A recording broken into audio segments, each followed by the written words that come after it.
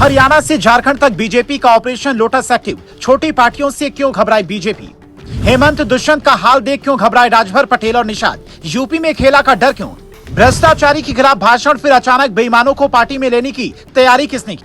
2024 चुनाव में बीजेपी को नुकसान क्षेत्रीय पार्टियों ने करवाया, चाहे वो आरएलडी हो या फिर सपा। क्या उसका बदला अब दूसरी पार्टियों से लिया जा रहा है और इसका असर क्या उत्तर प्रदेश में भी पड़ने वाला है? यहाँ बीजेपी की सहयोगी पार्टियों के नेताओं की धड़कनें क्यों बढ़ी हुई हैं? अगर इससे समझना है तो बीते 48 घंटे में देश के 2 राज्यों में हुई सियासी उलटफेर को समझना होगा। सबसे पहले इसकी शुरुआत होती है हरियाणा से। 24 घंटे में ही जेजेपी के 4 विधायक पार्टी छोड़ देते हैं। ईश्वर सिंह, देवेंद्र बबली, अनूप धानक और रामकरण करा के बीजेपी में शामिल होने की खबरें सामने आती हैं। इसके अगले ही दिन झारखंड की सियासत से दिमाग हिला देने वाली खबर सामने आती है। जिस चंपाई सोरेन को सबसे मुश्किल वक्त में हेमंत सोरेन ने सीएम बनाया था, जेल जाने के दौरान अपनी पत्नी से भी ज्यादा भरोसा जताया था, वो चंपाई सोरेन अचानक पार्टी छोड़कर दिल्ली पहुंच जाते हैं। झारखंड के टाइगर कहे जाने वाले चंपाई की बीजेपी में शामिल होने की खबरें सामने आने लगती हैं, जिसके बाद से हेमंत सोरेन सबसे ज्यादा टेंशन में हैं, क्योंकि चंपाई सोरेन वो नेता हैं जो जेएमएम के स्थापना के दिनों से पार्टी से जुड़े हैं। उनके एक इशारे पर जेएमएम में कितनी बड़ी टूट हो सकती है, ये हेमंता सोरेन भले ही न समझ पाएं, लेकिन उनके पिता शिबू सोरेन इस बात को अच्छी तरह से समझते हैं,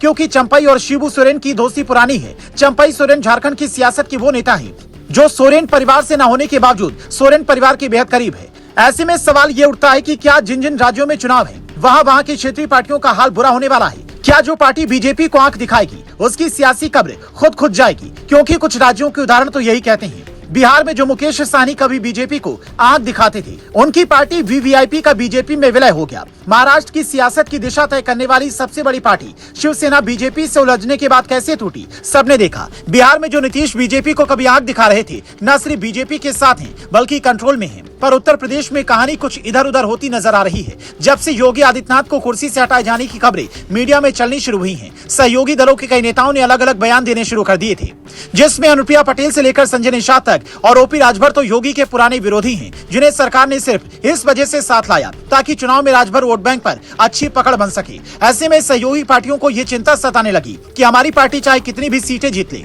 अगर विधायक अपने कंट्रोल में नहीं रहे तो सियासी रूप से हम कमजोर पड़ जाएंगे।